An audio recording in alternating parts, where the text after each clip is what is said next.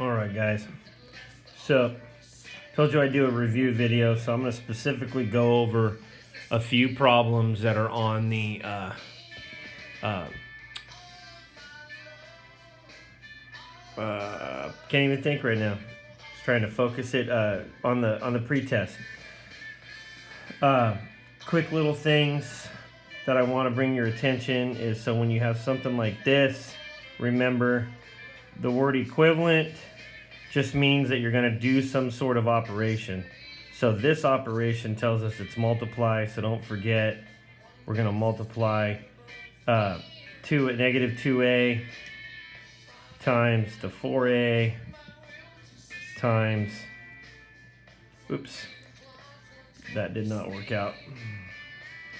Cross that out, negative 2a times the 4a minus 3b, and then we're going to multiply the b times each of those, b plus 4a plus 3b. So we'll get negative 8a squared plus 6ab plus 4ab plus 3b squared, and then we're going to combine those like terms, so we have 10ab. So we have negative 8a squared, 10ab, and we have plus 3b squared. So then one of the things that I'd like you guys to start doing is calm down, slow yourself down, and make sure these two answers match. A lot of you miss problems just on the multiple choice because you've got it all, you hurry so fast, you see negative 8a squared and you just circle or bubble in the wrong number. So take your time on those. Don't forget the area of the shaded region is going to be outside, subtract inside.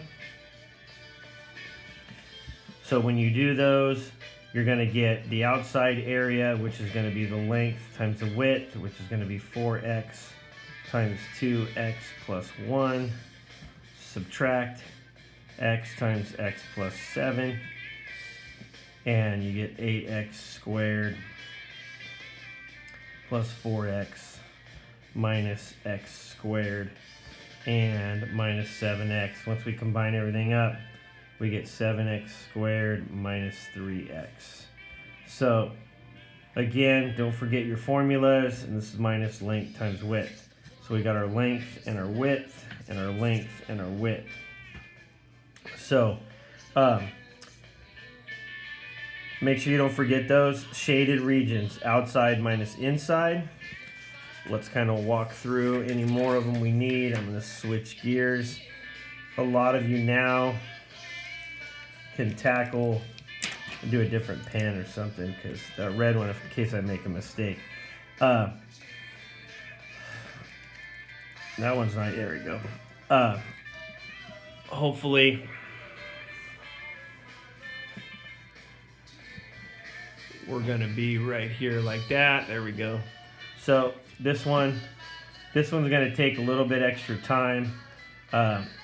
Remember, you're gonna be looking for something that has a remainder, so you're going to have to do this 4 times. So you're going to have to do synthetic division. They set it up for long division, but if you just change the sign, you can work your way through it. Here's a little quick trick. So if I change this and I say that's negative 1, then I'm going to bring down the 1.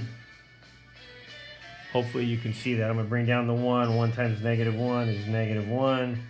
That's 4. 4 times negative 1 is negative 4. That's 1. 1 times negative 1 is negative 1. That's negative 6. And negative 6 times negative 1 is a positive 6, and that's 0. So that one doesn't have a remainder. So you just do that for each one. This is going to cancel out. It's going to be a 1. And then we're going to do the same thing. Bring down the 1. 1 times 1 is 1. That's 6. 6 times 1 is 6. And that's going to be 11. 11 times 1 is 11. That's going to give me 6. 1 times 6 is 6, and that's going to be 0. So we just keep working that down, and you'll figure out it's going to be one of these two. So at least you only have to do 3. So make sure that that one will take you a little bit longer because you got to do synthetic division on all of them. If you have something like that on the test, these, watch yourself because of the negative sign right here. So this says f of x, which is 7x minus 2 minus 2x minus 7 squared. Now remember, that negative is going to change the way this works completely. So you have to tackle this one first. And it is not x squared minus 7 squared. That is not the correct answer. So you have to FOIL this one out. So you're going to get 2x minus 7 times x minus 7. That is the correct step. And you got that negative out in front. Yeah, just so you guys know, if you're trying to listen, that's Led Zeppelin in the background. So we're going to keep working this one down, and you're going to get 2 times x squared minus 14x plus 49. And then we have 7x squared minus 7 minus 2x squared plus 28x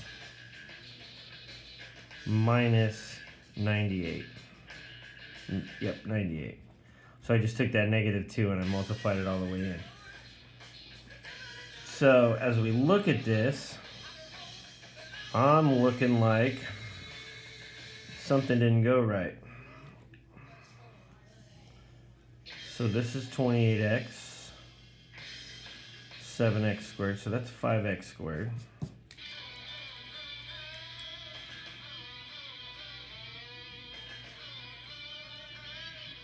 (5x squared)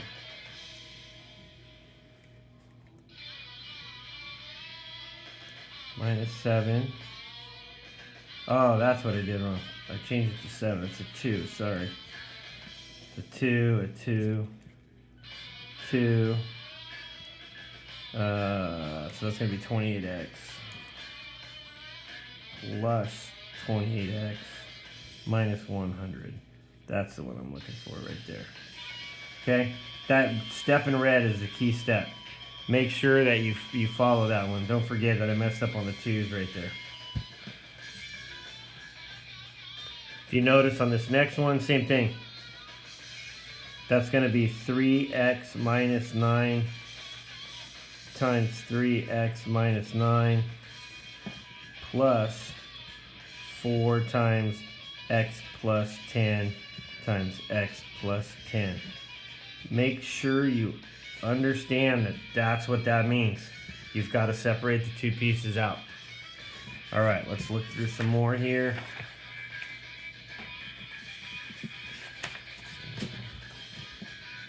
The valid conclusion ones. Which conclusion is valid? A conclusion means it's an answer. Conclusion means an answer, and these are written in function notation. So if you remember, we talked to you about it, that x plus 2 is going to equal 0. X equals negative 2. X equals negative 2. X equals negative 2 with a remainder of 18. That means y equals 18.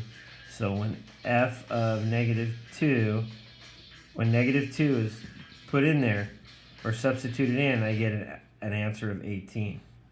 That's how we deal with the remainder. That's your y value. Set that equal to 0, becomes your x value.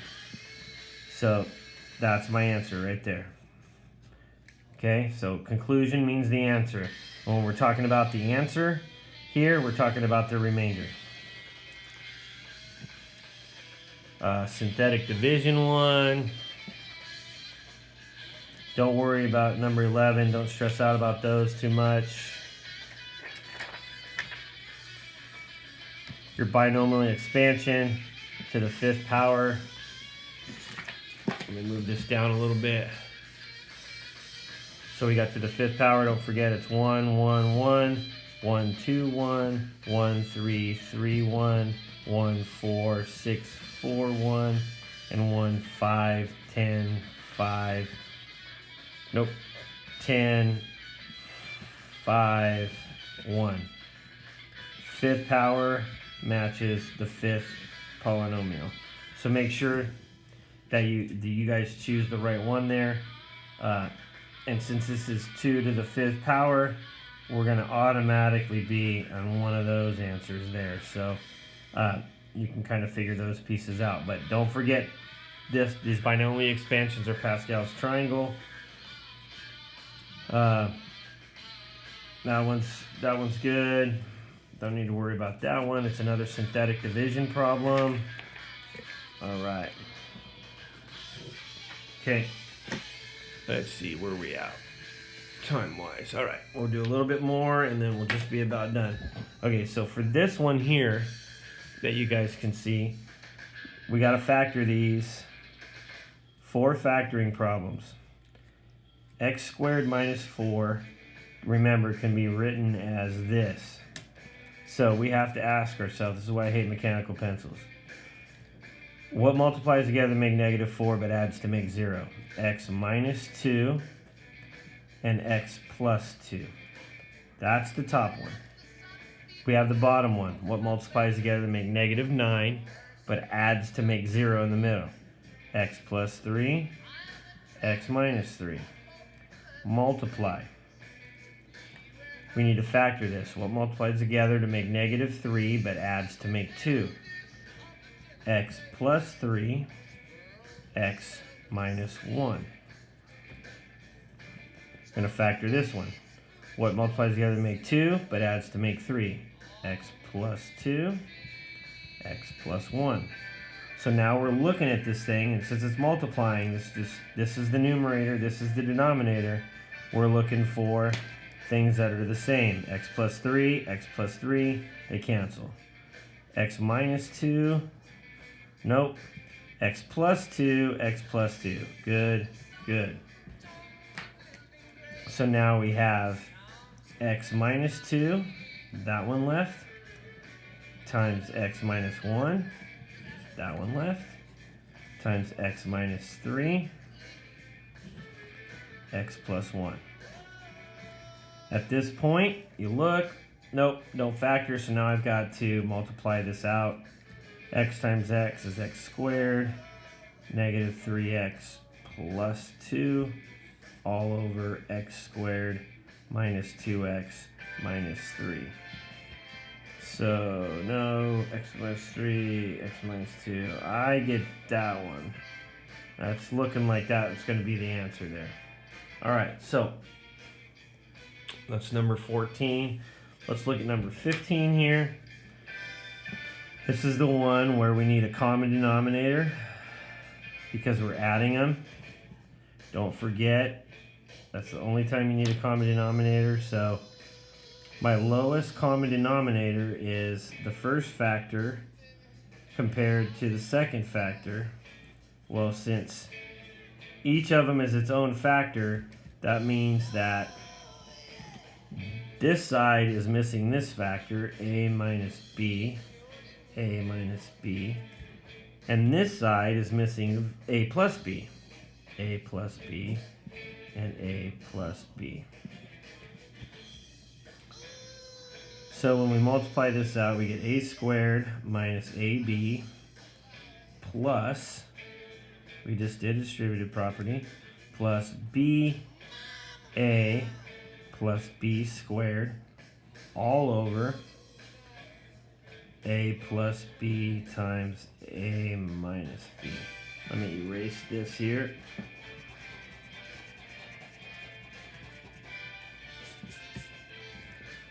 So when we start to clean this up, these are going to cancel. So I got a squared plus b squared over a squared minus b squared. And we're looking at that one right there. All right, so that's 15.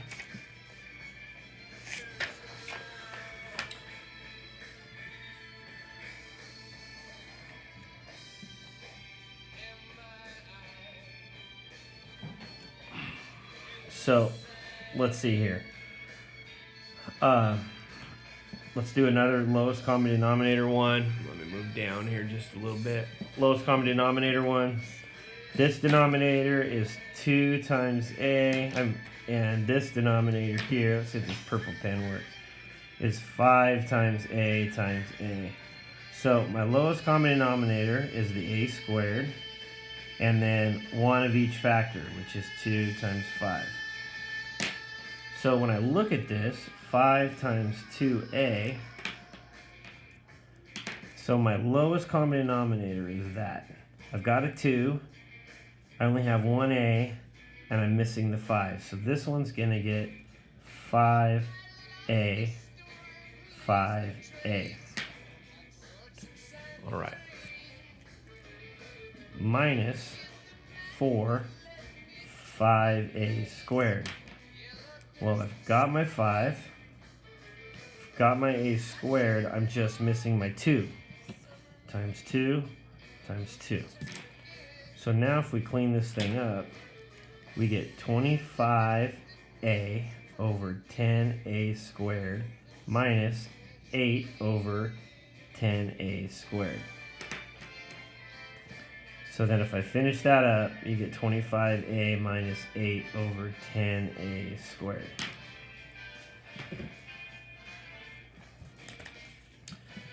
All right, last one or two problems. Let me look at this thing here. Yeah, because we're gonna have some factor by grouping. I wanted to go over a couple of things for you guys. This one here, don't forget, you have to factor the bottom.